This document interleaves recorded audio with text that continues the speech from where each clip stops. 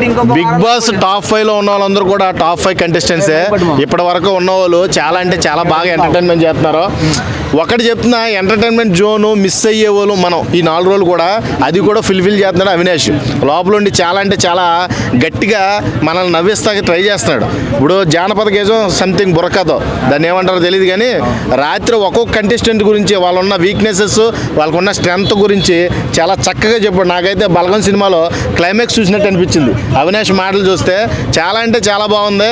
ఇంకొకటి, big boss Nagarjuna గారి ధ్యాస అంతా కూడా ప్రేరణని విన్ని చేయాలి, ఈ సీజన్ ఏమైనా సరే లేడీస్కి అప్పచెప్పాలి అన్నట్టుగా నాకు కనిపిస్తుంది.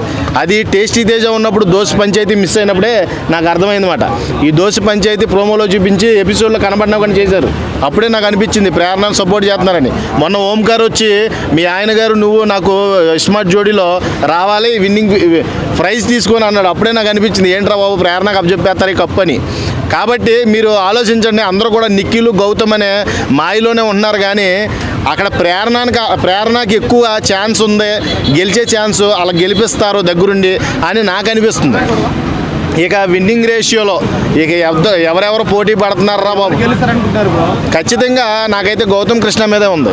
గౌతమ్ కృష్ణకి ఎందుకంటే పాజిటివిటీ బాగా క్రియేట్ చేసింది జనం. ఒక యూట్యూబర్, అది కూడా మన బెంగళూరులో యూట్యూబర్స్ చేసిన పని వల్ల, వాళ్ళ సెల్ఫ్ క్యాంపెయిన్స్ వాళ్ళ కాలేజీల్లో చేయడం వల్ల నిఖిల్ గురించి, ప్రేరణ గురించి, పృథ్వీ గురించి సెల్ఫ్ క్యాంపెయిన్స్ ఎప్పుడైతే స్టార్ట్ అయినాయో అప్పటి నుంచి కూడా మనం కూడా సెల్ఫ్ క్యాంపెయిన్ చేయాలి మన తెలుగు వాళ్ళకి అనే బజ్ బాగా క్రియేట్ అయింది. అది వన్ అండ్ ఓన్లీ గౌతమ్ మీద చాలా ఎక్కువగా ఉంది. అంటే ఇప్పుడు రాను బిగ్ బాస్ ఓటింగ్ మొత్తం రాజకీయాల ఓట్లకి మారిపోతుంది, యాజ్ ఇట్ ఈస్గా మారినట్టే ఇదంతా కూడా.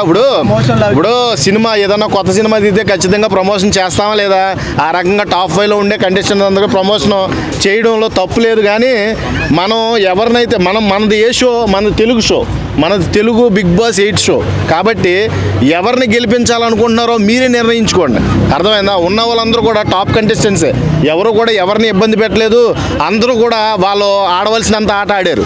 ఇప్పుడు నిఖిల్ ఉన్నాడు, మాటలోను మంచితనంలోనూ చాలా మాస్క్ వేసుకుని ఆడాడని నేను చెప్తాను 13 వీక్ వరకు. ఇప్పుడే మాస్క్ తీసి జనాల ముందు వచ్చి కూసోబే అనే దాకా వచ్చింది వ్యవహారం. అర్థమైందా? ఇప్పటి వరకు మాస్క్ అయితే తీయలా, అంతా కూడా గ్రూపు మేనరిజం చేస్తానే వచ్చాడు. అలాగే గౌతమ్ ఎప్పుడు మాస్క్ తీసే ఆడతాడు, ఎందుకంటే ఆడికి షార్ట్ టెంపర్. ఆ షార్ట్ టెంపర్ వచ్చినప్పుడల్లా ఎవరినైనా సరే ఎక్కేస్తూ ఉంటాడు. కాబట్టి జెన్యూనిటీ అనేది ఎక్కువ కోపపడేవాడి మీదే కనబడుతుంది. ఆ కోపం ఎవరు కరెక్ట్గా ఉన్నారో మీకు తెలుస్తుంది. వాళ్ళని చూసే మీరు ఎంచుకోండి. ఎవరైతే టైటిల్ విన్నర్ అవ్వాలనుకుంటున్నారో వాళ్ళనే చూస్ చేయండి. పోయిన సీజన్ లాగా పల్లవ ప్రశాంత్ని చేసి టైటిల్ విన్నర్ అందరూ కూడా చాలా అవమానం ఎదుర్కొన్నారు.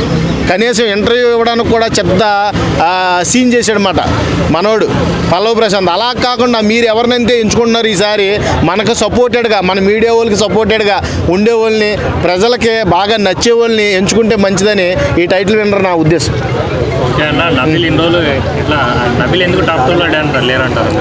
నబీల్ టాప్ 3లో ఉన్నాడు, టాప్ 2 కాదు. లేకపోవడానికి గల ఏకైక కారణం లాస్ట్ పృథ్వీ వెళ్ళిపోయే ముందు పృథ్వీతో సన్నిహితంగా ఉండడమే. చాలా దెబ్బ అంటే చాలా దెబ్బ పడింది నబీల్కి. నిజంగా షేర్ లెక్క ఆడుతున్నాడు వరంగల్ బిడ్డ అనుకున్నాను, కానీ ఈ పృథ్వీ అనేవాడు మాయలో పడి ఓటు బ్యాంకింగ్ తగ్గించుకున్నాడని నేను గమనించలేకపోయా.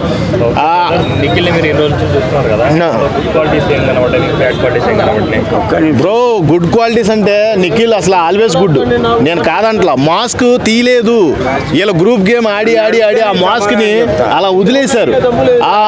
ఆ మాస్క్ని తీసి ఈ రోజున ఆడుతున్నాడు. కాబట్టి నిఖిల్ బెస్ట్ క్వాలిటీ ఉన్న వ్యక్తే, కానీ నువ్వెవడికి సపోర్ట్ చేస్తావంటే ఖచ్చితంగా గౌతమ్ కృష్ణ ఉన్నవాళ్ళని నేను కోరుకుంటా. అర్థమైందా? వీళ్ళిద్దరిలో ఎవరైనా నాకు ఓకే, కానీ ఎక్కువ మెజారిటీ ఆఫ్ పీపుల్స్ కోరుకునే వ్యక్తిగా నేను గౌతమ్ కృష్ణకి ఈసారి టైటిల్ విన్నర్ అవ్వాలని మనస్ఫూర్తిగా. నిఖిల్ని గెలిపిద్దామని ఎవరో మా టీవీ